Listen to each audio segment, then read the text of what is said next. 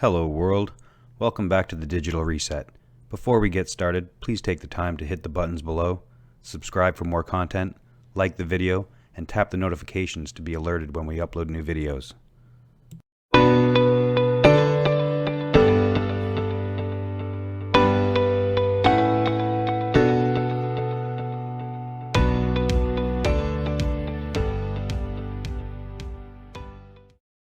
Pleasure to welcome you all here this afternoon to this discussion of blockchain and banks, particularly the application and the potential for blockchain technologies in the ASEAN region. As was just said, my name is Lecklow. I'm Deputy General Counsel of the IMF. And I should explain, I think as some of you know, that the IMF is an international organization based in Washington, D.C., whose membership consists of the governments of 189 different countries, almost every country in the world. And our mandate is to promote the stability and effective operation of the international monetary system and the global financial system. And I think for this reason, our interest in FinTech should be fairly obvious. Well, as was introduced, my name is Brad Garlinghouse. I have the good fortune of being the CEO at Ripple. For those of you not familiar with Ripple sells a set of technologies to banks and other financial institutions that dramatically accelerate the ability for banks and regulated financial institutions to settle transactions between each other. We have a series of products ranging from fiat to fiat transactions, also transactions leveraging digital assets native to our tech stack is a digital asset called XRP that we allow banks to eliminate the need for pre-funding. I should point out that from our point of view, the challenge that many different markets, certainly true in ASEAN as well, is how do we take transactions that today might take a wire transaction from Singapore to Bangkok, days to settle, and the expense would be quite high. How do we reduce the friction as measured by speed and time and transparency and dramatically improve that? By doing that, we think we can dramatically change a lot of different factors, some of which we will talk about today. So a couple things that are unique about this format. I'm actually interviewing Ross, and he's interviewing me. So we're both moderators. Also, we are going to leave time at the end for audience questions. So to the extent you have not used Pigeonhole, encourage you to try that out. And we'll put questions up on the screen that we'll take with the last 10 minutes or so. All right, so with that opening, Ross, tell us, what does FinTech mean to the IMF, and what is the IMF's interest in it? Thank you, Brad. First of all, I should say that the IMF is devoting a lot of attention to FinTech, and in particular blockchain. But we think that it's difficult to talk about blockchain without considering it in the light of the other new technologies that are forming part of the FinTech debate. And we include a lot of different technologies in this space, within this concept, including, of course, the internet and cloud computing, distributed ledgers and blockchain, of course, and the crypto assets that are associated with them, big data and artificial intelligence, biometric data, application program interfaces, and of course, mobile phone technology. And, our 189 member countries, or many of them, are coming to the IMF for advice, given their interest in these issues, looking for guidance as to how to approach and unlock the potential of FinTech, while at the same time putting in place regulation that guards against the risks. So right now, the IMF is doing a lot of work in this space, and it consists of several different initiatives. First of all, we have a very active program of research and publication. We've published major studies on what were then called virtual currencies, aka crypto assets, and on the potential impact of FinTech on the cross-border payments market.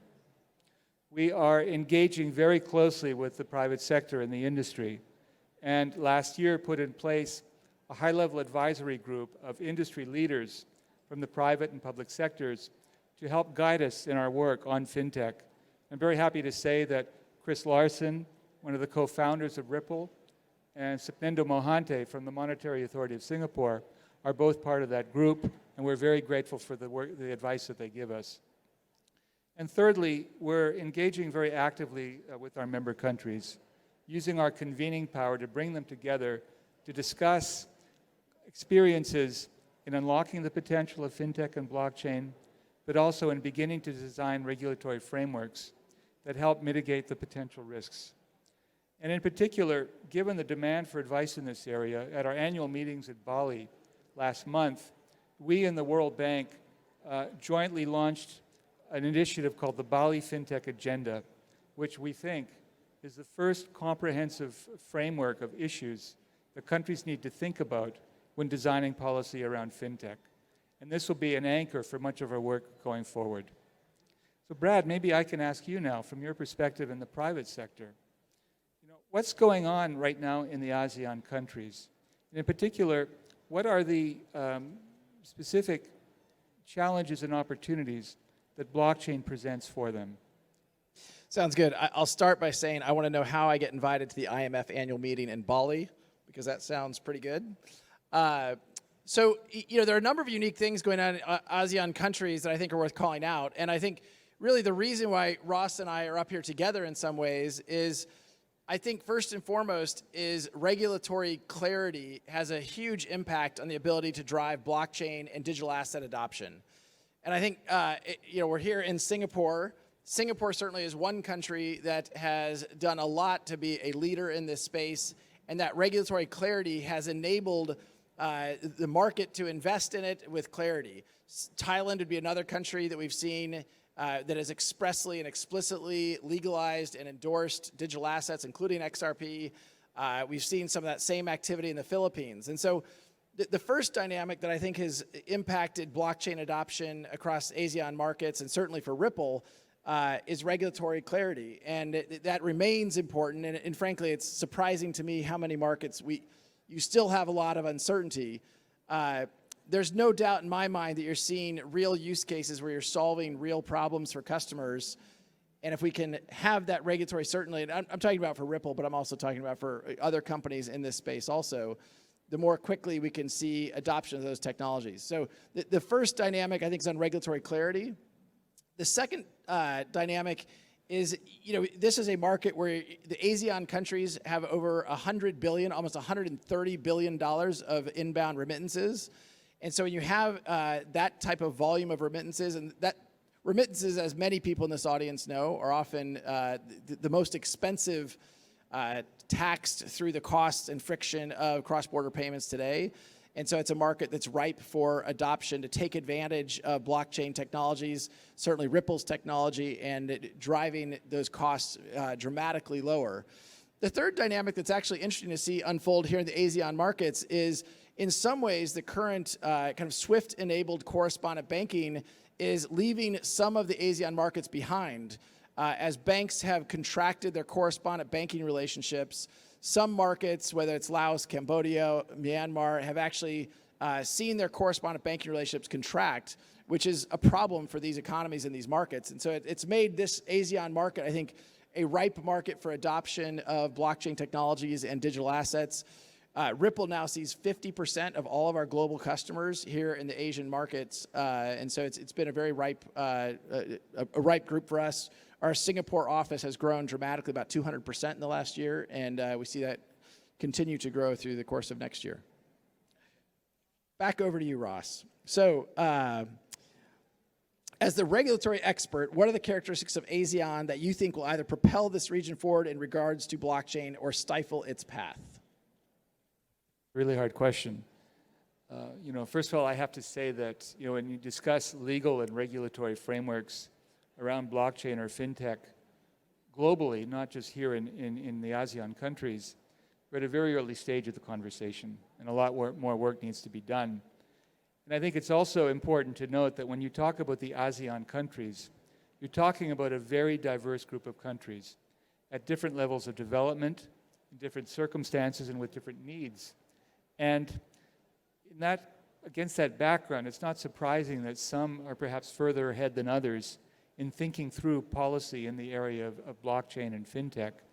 And it's not surprising that some of them have taken different regulatory approaches. You mentioned crypto assets, where some countries have put in place regulatory frameworks, whereas others have banned them. But against that background, I think a few important points can be made. The first is, I think there's a general openness amongst many countries in the region to embrace the potential of fintech and think about policy that will allow innovation to happen. Secondly, I think there's a general willingness amongst many of these countries to engage with the private sector, to understand the technologies and the business products and services they're developing, but also to help the private sector understand the regulatory concerns that they raise.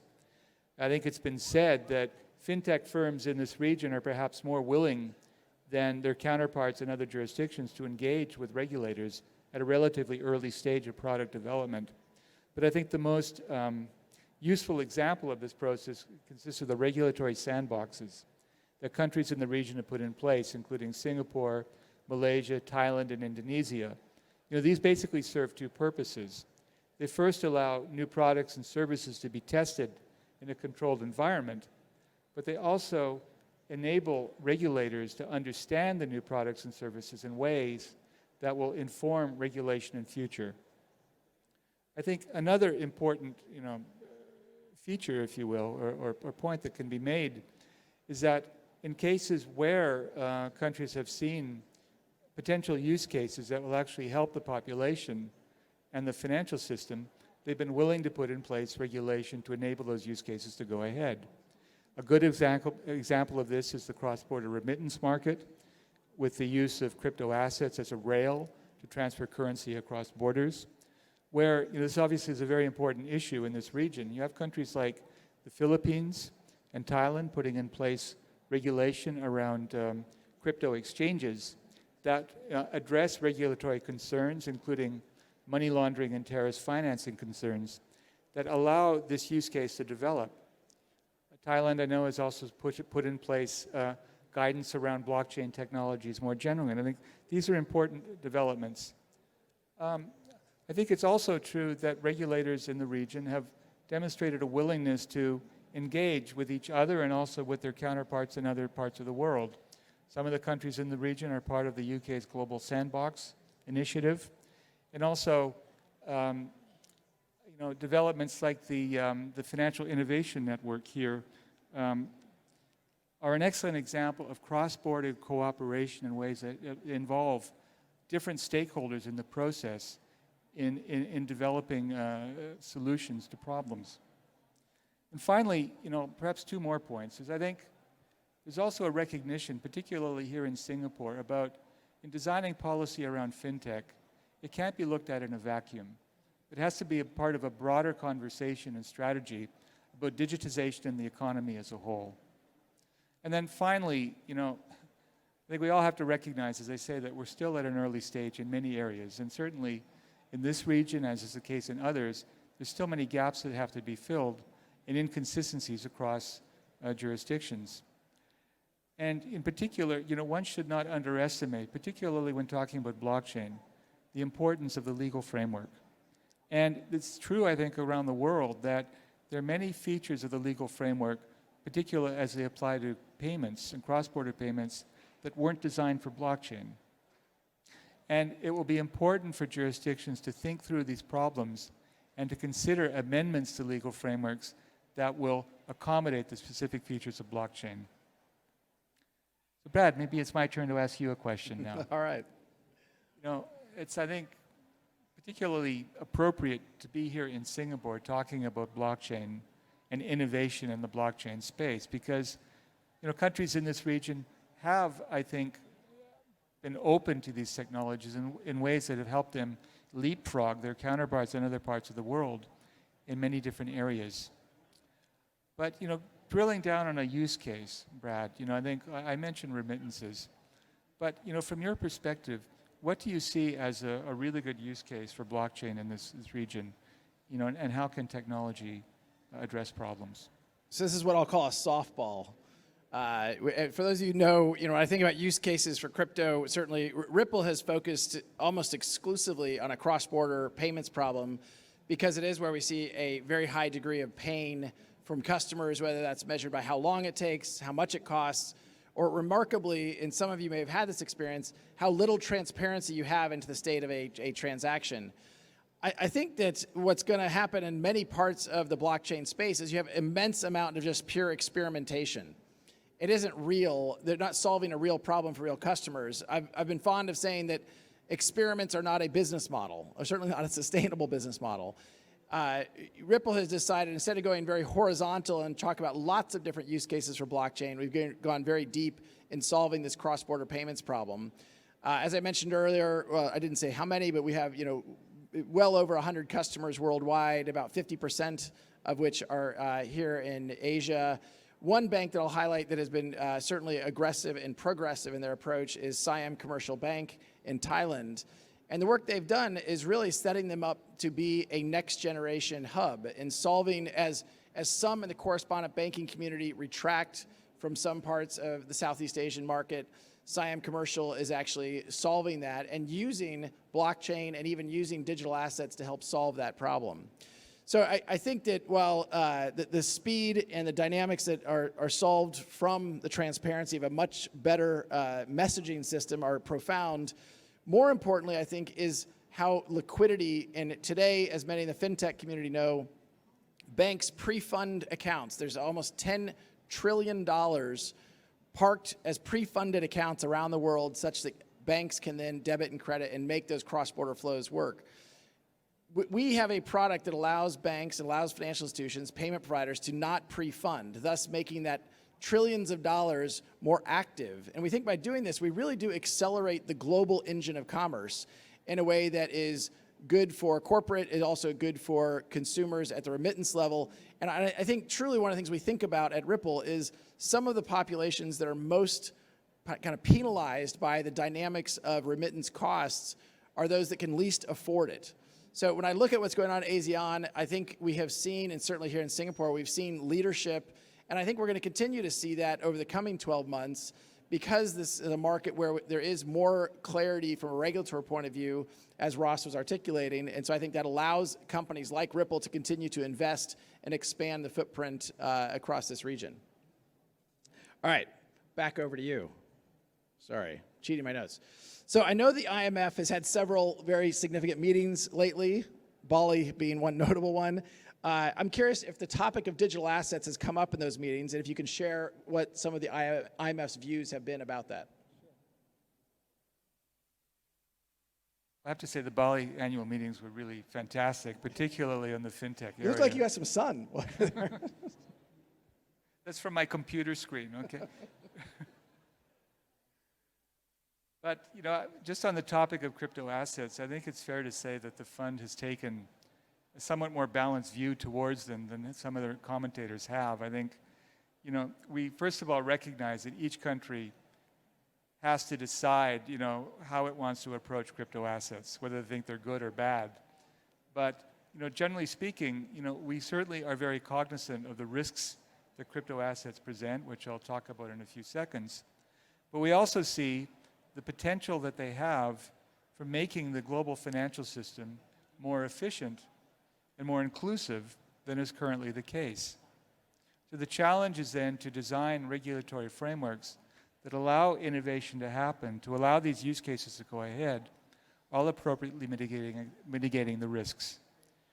So what are those risks? Well, I think there are several, and I think they relate to some of the specific features of many forms of crypto assets. Their pseudo-anonymous nature in many cases, or anonymous, their decentralized nature, the ability to bypass the use of intermediaries when making transfers, and of course their cross-border, their transnational reach, make them particularly susceptible to criminal misuse in a variety of different forms, whether it be money laundering, terrorist financing, tax evasion, the evasion of international sanctions, where some rogue states have allegedly used crypto assets to bypass the traditional financial system, or fraudulent initial coin offerings. All of these are various risks that regulators need to think about. But it's also true that the international community has been doing a lot of work on the question of regulation of crypto assets that can help countries put in place frameworks that will enable the use cases to go ahead.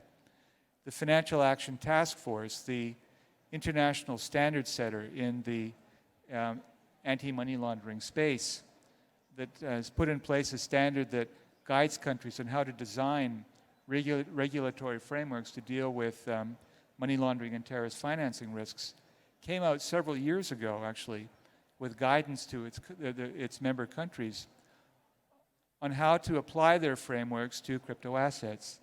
And this last month in Paris, they actually amended the standard to provide for more comprehensive coverage of crypto assets. So what approach do they do to resolve this problem? I think the basic approach has been to impose upon new types of service providers in the crypto asset space, service providers like virtual currency exchanges, to impose upon them the same kinds of customer due diligence requirements that banks have to conduct when they allow cross-border payments to go forward. We at the IMF have been an observer in FATF.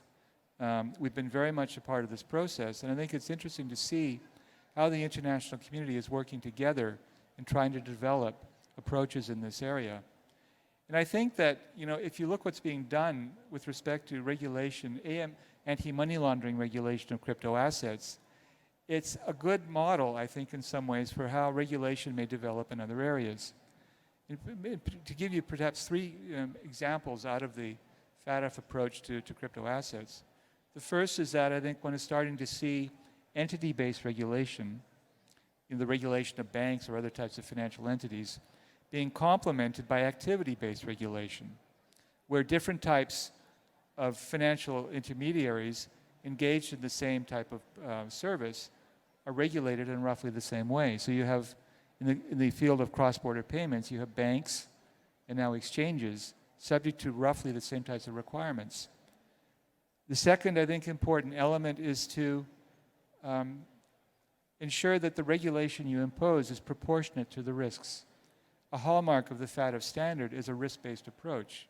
And one wants to develop regulation that guards against the risks, but does not unduly stifle innovation. And I think the third important feature, which I think is a key takeaway, is that international cooperation and regulation is essential. The standard itself serves as a model for countries to follow in designing regulation, but it also shows what can be accomplished when countries work together in exchanging experiences, in discussing approaches, and also in putting in place arrangements where regulators can talk to each other. I think all these are important elements. So Brad, maybe I can now turn the tables on you. Sounds good. And ask you perhaps a more philosophical question.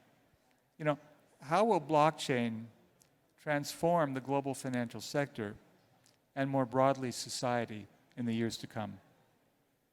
Well, so I think there's a good question to conclude on, and I'll give you another plug. We will switch to Pigeonhole here in a moment, although I think Ross and I are both going to make predictions before we wrap up as we look 1 year ahead. But let me touch briefly. I do think it's useful to step back sometimes, and I think we get so caught up in the craziness of the crypto markets, and we lose sight of big picture. What problem are we really trying to solve at a macro level? And for Ripple, that always comes back to a common three words as a refrain, and it's really about enabling an internet of value. I moved to Silicon Valley 21 years ago in the earliest days of the internet that we all enjoy today, and the internet as we know it today was really about data interoperability. I can access any piece of data for anywhere in the world, whether it's a piece of information, whether it's a number. That data interoperability has really catalyzed lots of positive momentum for the global commerce and even global society. When we talk about money interoperability or value interoperability, that doesn't exist today. And if we can make value networks interoperable in the same way data networks are interoperable, I think there's a lot of secondary and tertiary impacts that are hard to predict, but could get very exciting. So in the same way that 21 years ago, I don't think we could have predicted that you could take out your mobile phone and click on your Grab app and have a car waiting for you outside in seconds or minutes or, well, fast. It's hard to predict exactly how some of the dynamics of dramatically improving the speed and dramatically lowering the cost of payments is going to have in terms of changing society. One of the things I'll comment on is there's close to 2 to 3 billion people who are either unbanked or largely underbanked in the global financial society. These are people who, if we can bring them into that community, they have great benefits to that. And there's a reason banks don't serve the underbanked community because they don't want to. They don't serve them because they can't do it profitably. Banks are profit-seeking engines. And if they can serve a customer profitably, they will do so. And so I think blockchain technologies have the opportunity, by reducing friction and reducing costs dramatically, to totally change the nature of how payments flow. I'll give you one quick example, which is kind of crazy, I admit, is a lot of us don't think about, here in Singapore, I believe you get paid once a month. In the United States, you get paid once every 2 weeks. Has everybody thought about why you get paid once a month or once every 2 weeks? It comes down to the friction of payments. And if we can remove the friction of payments, why can't you get paid every day?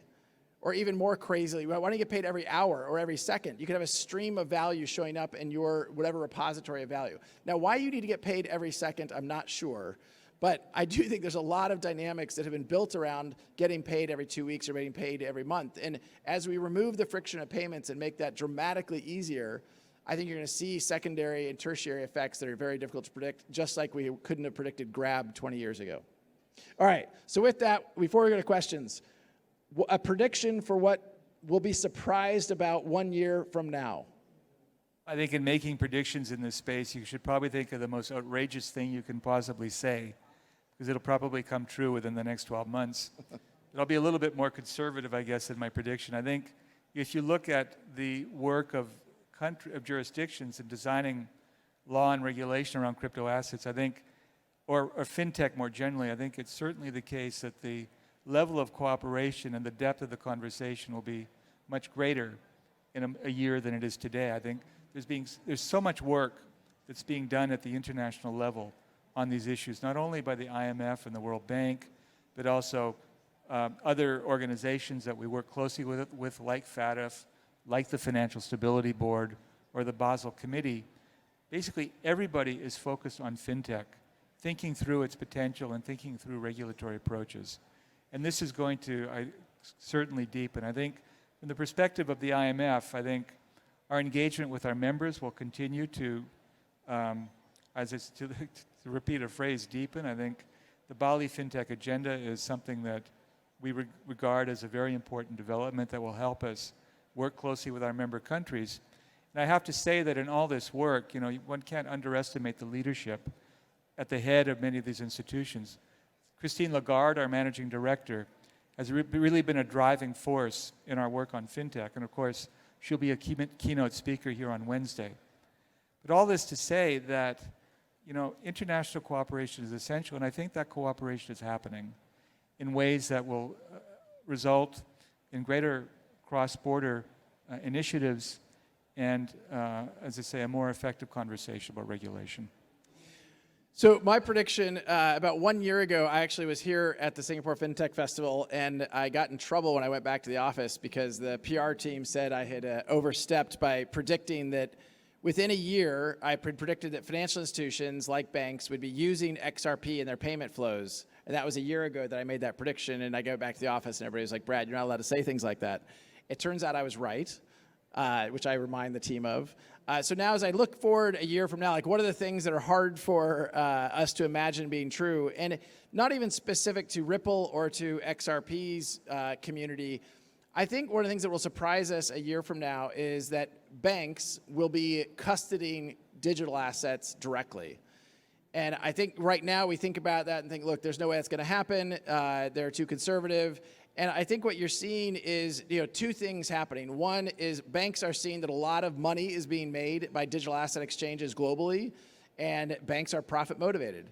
The second, and as we've talked about up here, certainly Ross has made very clear, is regulatory clarity and regulatory frameworks enable banks and financial institutions to lean into these markets. And I think we will surprise ourselves by this time. And by the way, I'll also predict that it will be banks in the ASEAN markets where there is this regulatory clarity and there is a lot of progressive forward thinking.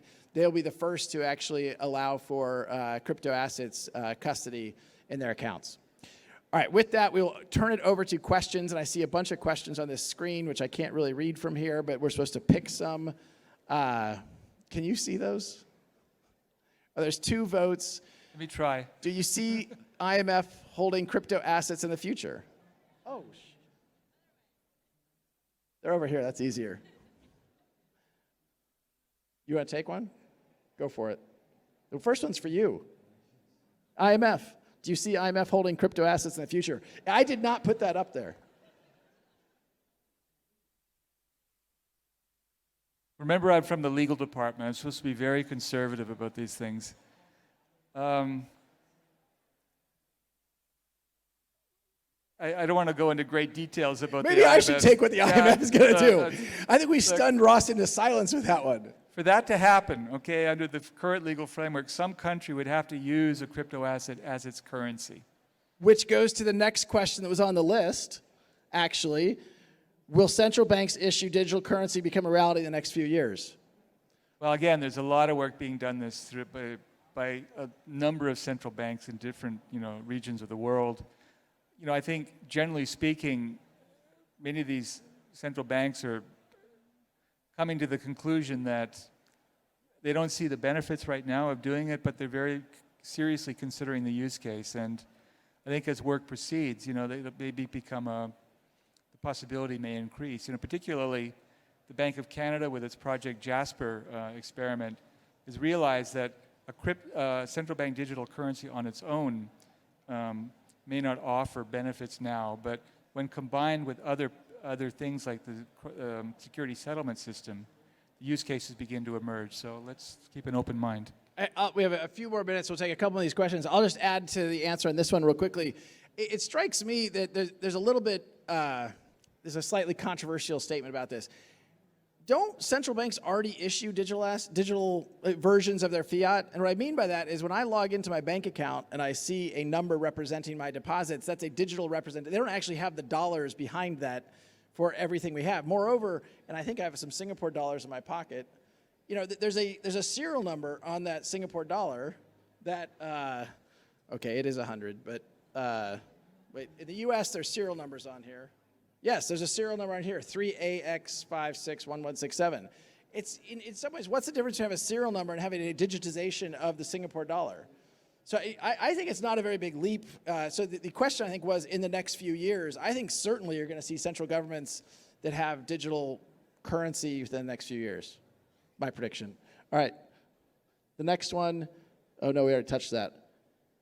Well, how blockchain can aid the cross-border payments, we kind of already touched on that. Even though it has 3 votes, I feel like we already hit that one. Is that okay? How does Ripple work with central banks? Let's take that one. It had 0 votes, but since Ross asked. I'm curious.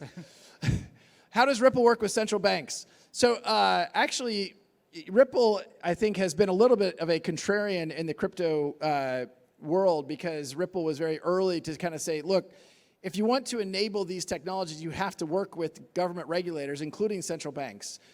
I probably spend 20% of my time flying around the world, meeting with central banks, meeting with local regulatory agencies, in order to provide that clarity. When we sign up a bank, whether it's a bank in Kuwait, Abu Dhabi, Thailand, Philippines, they aren't going live until their regulator is saying, yes, either implicitly or explicitly getting approval to go live. And so that means that myself, as well as others on the Ripple team, are meeting with central banks to make sure they have clarity about how our technologies work. And to Ross's point, once these regulators understand that Ripple transactions are not circumventing regulatory frameworks, meaning they are KYC'd, they are monitored for money laundering, OFAC compliance, terrorist financing, these things, they get very comfortable very quickly. I'm interpreting because they turned down the lights that they're done with us. Probably. Okay. There were some more questions up there, but I think we're good for today. I do want to thank the audience for joining us today. Hopefully this was a good understanding of how regulation is important to the ongoing development of blockchain and banking, and thank you very much. Thank you. First of all, thank you very much, Brad. It was a pleasure. Thank you, Ross. Thank you very much to the audience. Thank you. If you go by that, I'm not selling my XRP.